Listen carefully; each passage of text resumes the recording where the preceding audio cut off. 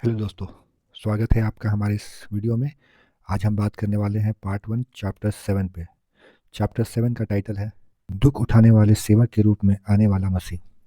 आप यहाँ पर देख सकते हैं वर्सेस कहाँ कहाँ से लिया गया है। चलिए हम पढ़ते हैं। इसलिए जान ले और समझ ले कि यरूशलेम को फिर से बनाने और बसाने की आज्ञा निकलने से लेकर मसीह प्रधान तक 7 सप्ताह और 62 सप्ताह होंगे। फिर सड़क और गढ़ी हुई दीवार संकट के समयों में फिर से बनाई जाएगी और उन 62 सप्ताहों के बाद मसीह काट डाला जाएगा, परंतु अपने लिए नहीं। वह तिरस्कृत किया गया और मनुष्यों का त्यागा हुआ था। वह दुखों का पुरुष और शोक से परिचित था, और मानो हमने उसे मुंह फेर लिया हो। वह तुच्छ जाना गया और हमने उसको मूल्य ना जाना। निश्चय उसने हमारे रोगों को उठा लिया और हमारे ही दुखों को लाद लिया। तो अभी हमने उसे परमेश्वर का मारा हुआ, पीटा हुआ और दुखी समझा, परंतु वह हमारे अपराधों के कारण घायल किया गया, हमारे अधर्मों के कारण कुचला गया। हमारी शांति के लिए उस पर ताड़ना पड़ी और उसके कोड़ों से हम चंगे हो गए। वे मेरे विरुद्ध मुंह फाड़ते हैं, मानो फाड़ने और गरजने वाला सिंह। मैं जल के समान बह गया हूँ, या मेरी सब हड्डियाँ अलग अलग हो गई हैं। मेरा हृदय मोम के समान हो गया है और वह मेरे भीतर पिघल गया है। यहोवा ने हम सब के अधर्म का बोझ उस पर लाद दिया। वह सताया गया और दुखी हुआ, तो भी उसने मुंह न खोला। वह वध के लिए ले जाए जाने वाले मेमने के समान और उन कतरने वालों के समान भेड़ के समान चुप रहा। उसने अपना मुंह न खोला।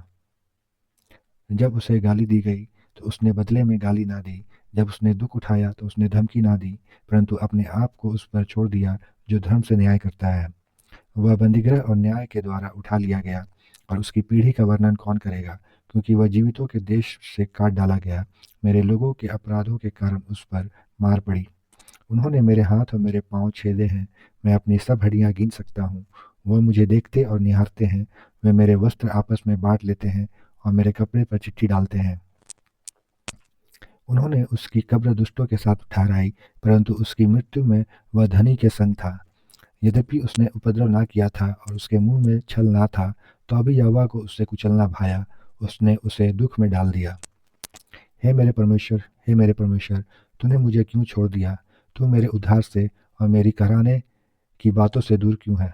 जब तू उसके प्राण को पाप बलि ठहराएगा, तब वो अपना वंश देखेगा। वह दीर्घायु होगा और यहोवा की इच्छा उसके हाथ से पूरी होगी।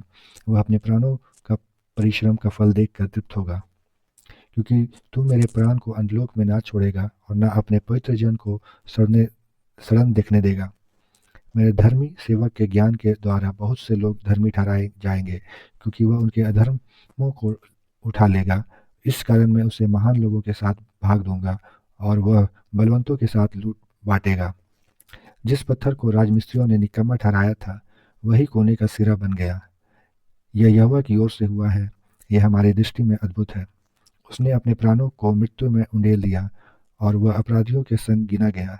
तो भी उसने बहुतों के पाप उठा लिए और अपराधियों के लिए विनती करता रहा। इसलिए परमेश्वर से सहायता पाकर मैं आज तक खड़ा हूँ।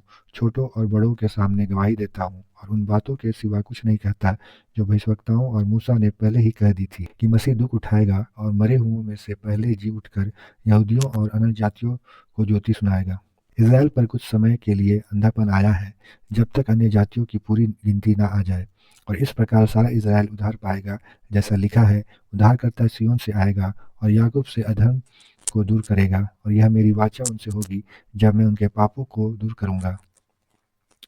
तब वे मुझे देखेंगे जिसने उन्होंने भेदा है, और वे उसके लिए ऐसे विलाप करेंगे जैसा कोई अपने इकलौते पुत्र के लिए विलाप करता है, और ऐसे शोक करेंगे जैसा कोई अपने पहिलौठों के लिए शोक करता है। उस दिन यीशु की एक जड़ खड़ी होगी, जो लोगों के लिए झंडा होगी। अन्य जातियों उसे ढूंढेंगी और उसका विश्राम स्थान महिमामय होगा। तो इस वचन को पढ़े जाने पे आशीष दें। मिलते हैं आपसे अगले पार्ट में नए चैप्टर के साथ। धन्यवाद।